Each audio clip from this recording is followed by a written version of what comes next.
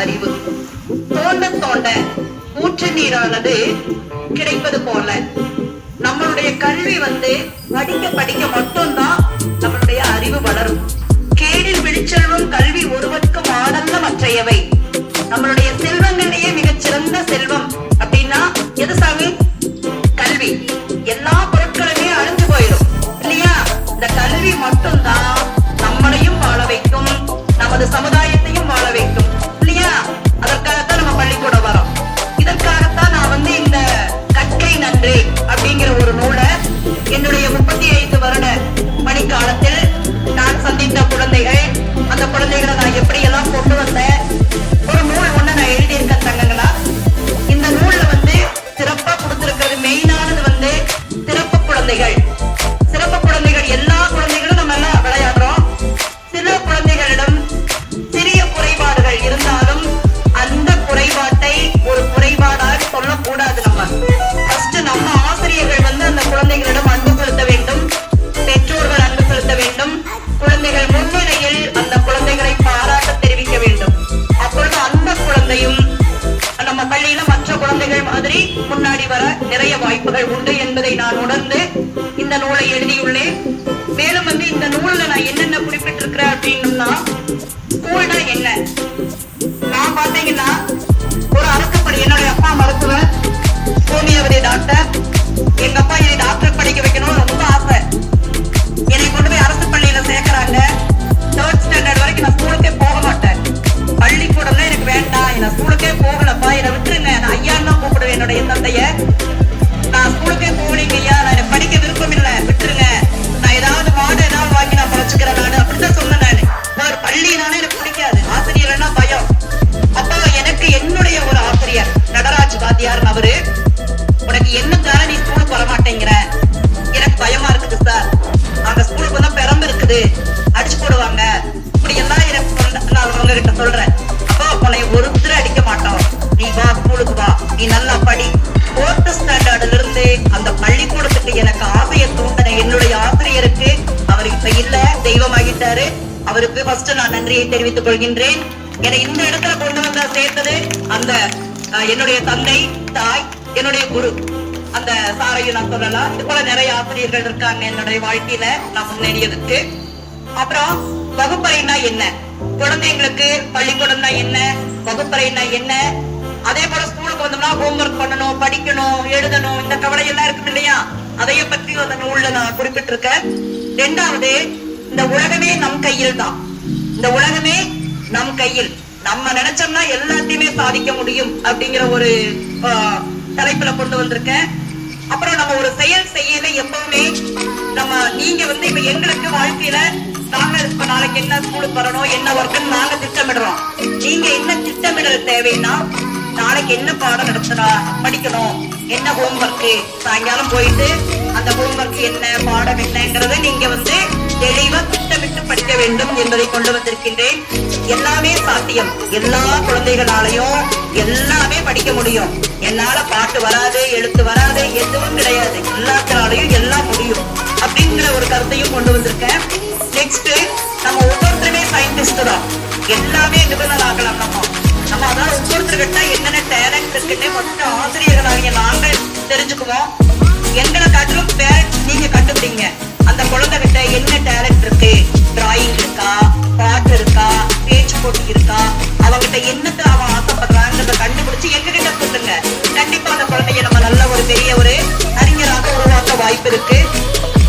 அதே போல நான் 10th குழந்தைகளுக்கு எல்லாம் எழுதியிருக்கேன். உங்களுக்கு இந்த தேர்வுங்கிறது முடிவில்லை.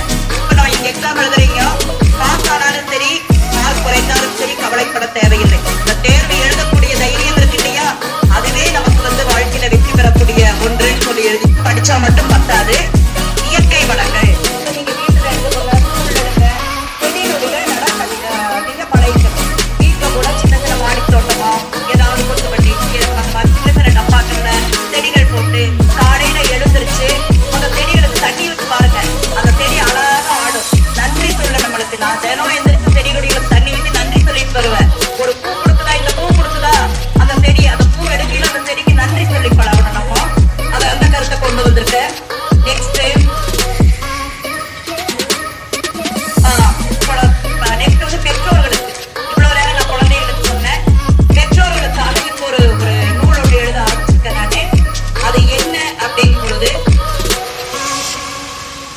பெற்றோர்கள் வந்து தாய் தந்தையர் இருவருமே நம்ம தான் ஃபர்ஸ்ட் முன்னுதாரணமா இருக்கணுங்க குழந்தைங்களுக்கு.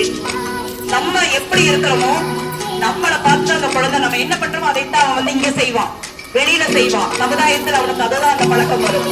அப்ப பெற்றோர்களாகிய நாம் வந்து ஃபர்ஸ்ட் முன்னுதாரணமா இருக்கணும். நம்மளுக்கு எவ்வளவு பணி சுமை வேணாலும் இருக்கலாம்.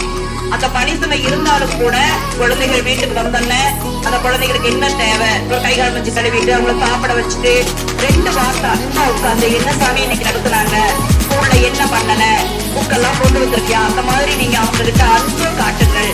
சில நேரம் குழந்தைகள் குறும்பு பண்ணுவாங்க. கண்டிப்பா நம்ம கோபம் வரும், எல்லாருக்குமே கோபம் வரக்கூடாது. அந்த கோபத்தை கண்ட்ரோல் பண்ணிட்டு நமக்கு அதை பொறுமையா அந்த என்ன தப்பு அந்த குழந்தை செய்து அதை நீங்க அவங்களுக்கு எடுத்து புரிய வைங்க. அப்ப குழந்தைகள் கண்டிப்பா தவறு செய்ய வாய்ப்புகள் குறையும். அதே போல நம்ம பாத்தீங்கன்னா நமது அரசு வந்து இப்ப கொண்டு வந்திருக்கக்கூடிய இந்த எண்ணும் எழுத்தும் பயிற்சி வந்து மிக சிறப்பானது. காலையில வந்தோடனே ஆக்டிவிட்டி பேஸ் போயிடுறோம். அந்த பயிற்சி புக்கை பாத்தீங்கன்னா பாடம் நடத்தி முடிக்கிறக்குள்ளே ஆன்சர் பையன் எழுதுவான். அந்த அளவுக்கு அந்த பயிற்சி புக்கு நமது அரசாங்கத்துக்கு இந்த நேரத்துல மிகப்பெரிய நன்றியையும் வணக்கத்தையும் தெரிவித்துக் கொள்கின்றேன். அந்த புக்கு அவ்வளவு அருமையா இருக்கு. அது போல ஓடு நட மர இந்த 3 புக்கு குழந்தைகளுக்கு நாங்க தினம் கொடுக்கிறோமா அந்த புக்கு, அந்த புக்கையும் நமது அரசு தான் வந்து வெளியிட்டிருக்காங்க. அருமையான புத்தகங்கள், குழந்தைகளுக்கான எளிதில் புரியக்கூடிய புத்தகங்கள், ரொம்ப அருமையான புத்தகங்கள். நெக்ஸ்ட் பேரண்ட்ஸ் வீட்ல வந்து குழந்தைகளுக்கு மரியாதையான சொற்களை சொல்லிக் கொடுங்க. அதே போல பக்கத்துல உறவுக்காரங்க கிட்ட எப்படி பேசணும், எப்படி நடந்துக்கணுங்கிறது நம்ம தான் சொல்லி தரணும் குழந்தைங்களுக்கு. அதுகளுக்கு தெரியாது. 2வது தன் சுத்தம் பேணணும். காலையில வீக்லி ஒன்ஸ் அவன் கை நகம் வெட்டி இருக்கானா அந்த மாதிரி அவனுக்கு தன் சுத்தம் பேணுவதற்கு சொல்லி கொடுக்கணும். சாரே சொல்லிட்டாங்க. அதே போல நம்மளுடைய கலாச்சாரம், நம்மளுடைய பண்பாடுகளையும் அந்த குழந்தைகளுக்கு கலாச்சாரம்னா என்ன, பண்பாடுனா என்னன்னு நம்ம சொல்லிக் கொடுக்கணும். ஒவ்வொரு பெண் குழந்தைகளும் பாரதி கண்ட புதுமை பெண்ணாக நிமிர்ந்த நடையும் நேர்கொண்ட பார்வையும் என்று என்பதை போன்று பெண்கள் வந்து தைரியமாக இருக்க வேண்டும். எந்த ஒரு பிரச்சனை வந்தாலும் சரி, நமக்கு என்ன வாழ்க்கையில எது வந்தாலும் நம்மளால முடியும் அப்படிங்கிறத நம்ம பெண்களாகிய நம்ம பெண் குழந்தைகளுக்கு தான் நான் சொல்றேன். மெயினா நம்ம தைரியத்தை விடக்கூடாது. எல்லா செயல்களுமே நமக்கு சாத்தியம். கண்டிப்பாக இறை அருளோடு நீங்க உங்க வணங்கக்கூடிய இறைவனை நல்லா கும்பிடுங்க. நல்ல இறைவன் ஆன்மீகத்துல ஈடுபாடு கொடுங்க. யோகா செய்யுங்க. மனதை பக்குவமா வச்சுக்குங்க. வச்சுட்டீங்கன்னா கண்டிப்பா எல்லாமே நமக்கு சாத்தியம். வாழ்க்கையில மிகப்பெரிய வெற்றி அடையலாம்.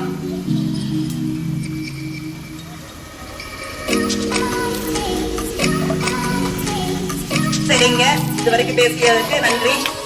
கேட்கறதுக்கு ரொம்ப நன்றிங்க. படிச்சா மட்டும் பத்தாது, இயற்கை வளங்கள் இப்ப நீங்க வீட்டுல எடுத்துக்கோங்க, ஸ்கூல்ல எடுங்க, செடி கொடிகள் நல்லா நில பழகிக்கணும்.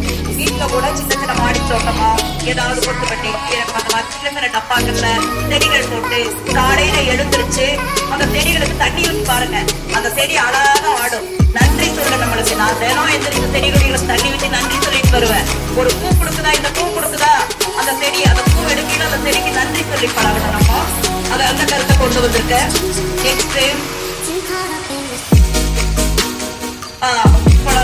நெக்ஸ்ட் வந்து பெற்றோர்களுக்கு, இவ்வளவு நேரம் நான் குழந்தைகளுக்கு சொன்னேன். பெற்றோர்களுக்காக இது ஒரு நூல் ஒன்று எழுத ஆரம்பிச்சிருக்கேன் நானே. அது என்ன அப்படிங்கும் பொழுது, பெற்றோர்கள் வந்து தாய் தந்தையர் இருவருமே நம்ம தான் ஃபர்ஸ்ட் முன்னுதாரணமா இருக்கணுங்க குழந்தைங்களுக்கு. நம்ம எப்படி இருக்கிறோமோ நம்மளை பார்த்து அந்த குழந்தை நம்ம என்ன பண்றோமோ அதைத்தான் அவன் வந்து இங்க செய்வான், வெளியில செய்வான். சமுதாயத்தில் அவனுக்கு அதுதான் அந்த பழக்கம் வரும். அப்ப பெற்றோர்களாகிய நாம் வந்து ஃபர்ஸ்ட் முன்னுதாரணமா இருக்கணும். நம்மளுக்கு எவ்வளவு பணி சுமை வேணாலும் இருக்கலாம். அந்த பணி சுமை இருந்தாலும் கூட குழந்தைகள் வீட்டுக்கு வந்தோன்னே அந்த குழந்தைகளுக்கு என்ன தேவை, ஒரு கைகால் வச்சு கழுவிட்டு அவங்களை சாப்பிட வச்சுட்டு 2 வார்த்தை அன்பா உட்காந்து என்ன சாமி இன்னைக்கு நடத்துனாங்க, ஸ்கூல்ல என்ன பண்ணல, புக்கெல்லாம் கொண்டு வந்திருக்கியா, அந்த மாதிரி நீங்க அவங்க கிட்ட அன்பு காட்டுங்கள். சில நேரம் குழந்தைகள் குறும்பு பண்ணுவாங்க. கண்டிப்பா நமக்கு கோபம் வரும். எல்லாருக்குமே கோபம் வரக்கூடாது. அந்த கோபத்தை கண்ட்ரோல் பண்ணிட்டு நமக்கு அதை பொறுமையா அந்த என்ன தப்பு அந்த குழந்தை செய்து அதை நீங்க அவங்களுக்கு எடுத்து புரிய வைங்க. அப்ப குழந்தைகள் கண்டிப்பா தவறு செய்ய வாய்ப்புகள் குறையும். அதே போல நம்ம பாத்தீங்கன்னா நமது அரசு வந்து இப்ப கொண்டு வந்திருக்கக்கூடிய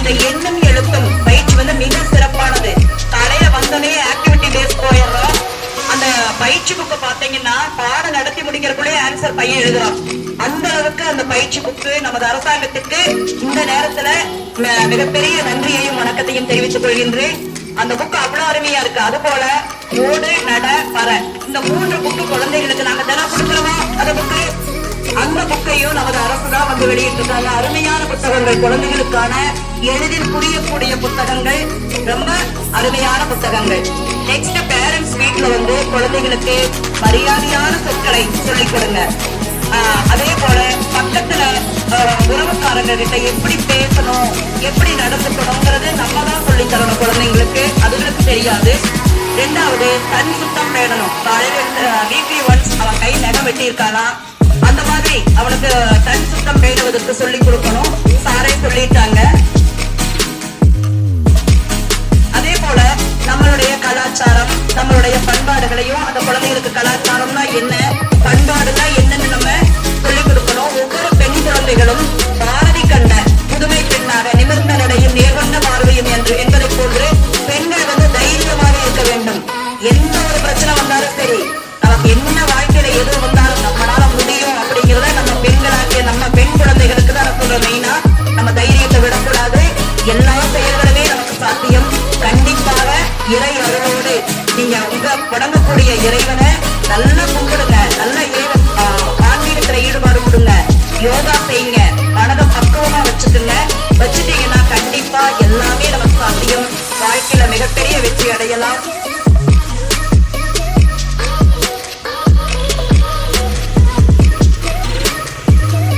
சரிங்க, இதுவரைக்கும் பேசியதற்கு நன்றி. கேட்டதுக்கு ரொம்ப நன்றிங்க. அறிவு தோண்ட தோண்ட ஊற்று நீரானது கிடைப்பது போல நம்மளுடைய கல்வி வந்து படிக்க படிக்க மட்டும்தான் நம்மளுடைய அறிவு வளரும். கேடில் விழிச்செல்வம் கல்வி ஒருவருக்கு மாறல்ல மற்றையவை. நம்மளுடைய செல்வங்களிலேயே மிகச்சிறந்த செல்வம் அப்படின்னா எது சாமி? கல்வி. எல்லா பொருட்களுமே அழிஞ்சு போயிடும் இல்லையா? இந்த கல்வி மட்டும்தான் நம்மளையும் வாழ வைக்கும், நமது சமுதாயத்தையும் வாழ வைக்கும் இல்லையா? அதற்காகத்தான் நம்ம பள்ளிக்கூடம் வரோம். இதற்காகத்தான் நான் வந்து இந்த கற்கை நன்றே அப்படிங்கிற ஒரு நூலை என்னுடைய 35 வருட பணிக்காலத்தில் நான் சந்தித்த குழந்தைகள், அந்த குழந்தைகளை நான் எப்படி எல்லாம் கொண்டு வந்தேன். ஒரு நூல் ஒண்ணு நான் எழுதியிருக்கேன் தங்கங்களா. இந்த நூல்ல வந்து சிறப்பா கொடுத்திருக்கிறது மெயினானது வந்து சிறப்பு குழந்தைகள். சிறப்பு குழந்தைகள் எல்லா குழந்தைகளும் நம்ம எல்லாம் விளையாடுறோம். சில குழந்தைகளிடம் சிறிய குறைபாடுகள் இருந்தாலும் அந்த குறைபாட்டை ஒரு குறைபாடாக சொல்லக்கூடாது. நம்ம ஃபர்ஸ்ட் நம்ம ஆசிரியர்கள் வந்து அந்த குழந்தைகளிடம் அன்பு செலுத்த வேண்டும். பெற்றோர்கள் அன்பு செலுத்த வேண்டும். குழந்தைகள் முன்னிலையில் அந்த குழந்தைகளை பாராட்ட தெரிவிக்க வேண்டும். அப்பொழுது அந்த குழந்தையும் நம்ம பள்ளியில மற்ற குழந்தைகள் மாதிரி முன்னாடி வர நிறைய வாய்ப்புகள் உண்டு என்பதை நான் உணர்ந்து இந்த நூலை எழுதியுள்ளேன். மேலும் வந்து இந்த நூல்ல நான் என்னென்ன குறிப்பிட்டிருக்கிறேன் அப்படின்னா, ஸ்கூல்னா என்ன, நான் பாத்தீங்கன்னா ஒரு அரசு பள்ளி. என்னுடைய அப்பா மருத்துவர், ஹோமியோபதி டாக்டர். எங்க அப்பா என்னை டாக்டர் படிக்க வைக்கணும் ரொம்ப ஆசை. என்னை கொண்டு போய் அரசு பள்ளியில சேர்க்கிறாங்க. 3rd ஸ்டாண்டர்ட் வரைக்கும் நான் ஸ்கூலுக்கே போக மாட்டேன். பள்ளிக்கூடம்னா எனக்கு வேண்டாம், என்ன ஸ்கூலுக்கே போகலப்பா, என்னை விட்டுருங்க, நான் ஐயான்னு தான் கூப்பிடுவேன் என்னுடைய தந்தைய. நான் ஸ்கூலுக்கே போகலைங்க ஐயா, நான் எனக்கு படிக்க விருப்பம் இல்ல, விட்டுருங்க, நான் ஏதாவது மாடு ஏதாவது வாங்கி நான் பழச்சுக்கிறேன் நானு, அப்படித்தான் சொன்னேன் நானு. நான் பள்ளினாலே எனக்கு பிடிக்காது, ஆசிரியர்னா பயம். அப்போ எனக்கு என்னுடைய ஒரு ஆசிரியர் நடராஜ் வாத்தியார், அவரு உனக்கு என்னத்தால நீ ஸ்கூலுக்கு வரமாட்டேங்கிற, எனக்கு பயமா இருக்குது சார், அங்க ஸ்கூலுக்கு வந்தா பெரம்பு இருக்குது, அடிச்சு போடுவாங்க, இப்படி எல்லாம் எனக்கு நான் அவங்க கிட்ட சொல்றேன். அப்போ உன்னை ஒருத்தர் அடிக்க மாட்டோம், நீ வா ஸ்கூலுக்கு வா, நீ நல்லா படி. 4th ஸ்டாண்டர்ட்ல இருந்து அந்த பள்ளிக்கூடத்துக்கு எனக்கு ஆசையை தூண்டின என்னுடைய ஆசிரியருக்கு, அவர் இப்ப இல்ல, தெய்வமாகிட்டாரு, அவருக்கு ஃபர்ஸ்ட் நான் நன்றியை தெரிவித்துக் கொள்கின்றேன். என்னை இந்த இடத்துல கொண்டு வந்து சேர்த்தது அந்த என்னுடைய தந்தை, தாய், என்னுடைய குரு, அந்த சாரையும் நான் சொல்லலாம். இது போல நிறைய ஆசிரியர்கள் இருக்காங்க என்னுடைய வாழ்க்கையில நான் முன்னேறியதுக்கு. அப்புறம் வகுப்பறைனா என்ன, குழந்தைங்களுக்கு பள்ளிக்கூடம்னா என்ன, வகுப்பறைனா என்ன, அதே போல ஸ்கூலுக்கு வந்தோம்னா ஹோம்ஒர்க் பண்ணணும், படிக்கணும், எழுதணும், இந்த கவலை எல்லாம் இருக்கு இல்லையா, அதைய பற்றி அந்த நூல்ல நான் குறிப்பிட்டிருக்கேன். 2வது, இந்த உலகமே நம் கையில் தான். இந்த உலகமே நம் கையில், நம்ம நினைச்சோம்னா எல்லாத்தையுமே சாதிக்க முடியும் அப்படிங்கிற ஒரு தலைப்புல கொண்டு வந்திருக்கேன். அப்புறம் நம்ம ஒரு செயல் செய்யல எப்பவுமே நம்ம நீங்க வந்து இப்ப எங்களுக்கு வாழ்க்கையில நாங்க இப்ப நாளைக்கு என்ன ஸ்கூலுக்கு வரணும் என்ன ஒர்க்குன்னு நாங்க திட்டமிடுறோம். நீங்க என்ன திட்டமிடல் தேவைன்னா நாளைக்கு என்ன பாடம் நடத்தினா படிக்கணும், என்ன ஹோம்ஒர்க், சாயங்காலம் போயிட்டு அந்த ஹோம்ஒர்க் என்ன பாடம் என்னங்கறத நீங்க வந்து தெளிவா திட்டமிட்டு படிக்க வேண்டும் என்பதை கொண்டு வந்திருக்கின்றேன். எல்லாமே சாத்தியம். எல்லா குழந்தைகளாலையும் எல்லாமே படிக்க முடியும். என்னால பாட்டு வராது, எழுத்து வராது, எதுவும் கிடையாது. எல்லாத்தினாலையும் எல்லாம் முடியும் அப்படிங்கிற ஒரு கருத்தையும் கொண்டு வந்திருக்கேன். நெக்ஸ்ட், நம்ம ஒவ்வொருத்தருமே சயின்டிஸ்ட் தான். எல்லாமே நிபுணர் ஆகலாம். நம்ம அதான் ஒவ்வொருத்தர்கிட்ட என்னென்ன டேலண்ட் இருக்குன்னு வந்து ஆசிரியர்களாகிய நாங்கள் தெரிஞ்சுக்குவோம். எங்களை காட்டிலும் பேரண்ட்ஸ் நீங்க கண்டுபிடிங்க. அந்த குழந்தைகிட்ட என்ன டேலண்ட் இருக்கு, டிராயிங் இருக்கா, கிராஃப்ட் இருக்கா, பேச்சு போட்டி இருக்கா, அவங்கிட்ட என்னது அவன் ஆசைப்படுறாங்கிறத கண்டுபிடிச்சு எங்ககிட்ட சொல்லுங்க. கண்டிப்பா அந்த குழந்தைய நம்ம நல்ல ஒரு பெரிய ஒரு அறிஞராக உருவாக்க வாய்ப்பு இருக்கு. அதே போல நான் 10th குழந்தைகளுக்கு எல்லாம் எழுதியிருக்கேன். உங்களுக்கு இல்லை, இது தேர்வுங்கிறது முடிவில்லை. இப்ப நான் இங்க எக்ஸாம் எழுதுறீங்க,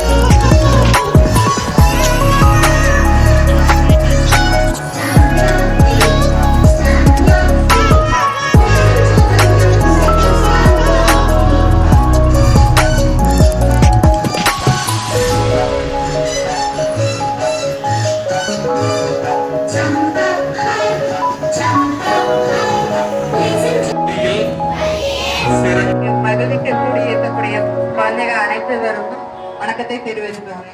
இந்த ஆண்டு விழா இனிதாக சிறப்பாக அமைய என்னுடைய வாழ்த்துக்களையும் பாராட்டுகளையும் தெரிவித்துக் கொள்கிறேன்.